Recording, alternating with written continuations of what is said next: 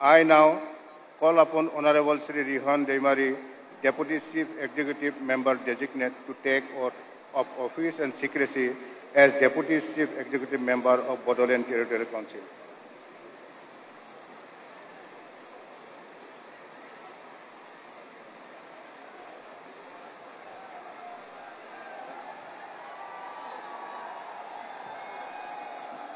आं रिहन दैमारि अबं गसाइनि मुङाव समायखिरा लानानै बुङो आङो संबिजितखौ सैथोयै फोथायगोन आरो गनायगोन आरो बड'लेण्ड हायुङारि गौथुमनि लेङाइ गाहाय मावफुं सोद्रोमा महरै आंनि मावनो गोनां हाबाफारिखौ गोसो होनानै आरो संबिजितनि राहा बायदियै सुबुंनो सैथोयै बानजायनाय होनो थाखाय अननाय मोजां मोननाय आरो गाज्रि गोसो लायालासेनो गिनाय गैयाजासे आंनि हाबाखौ मावलांगोन। आं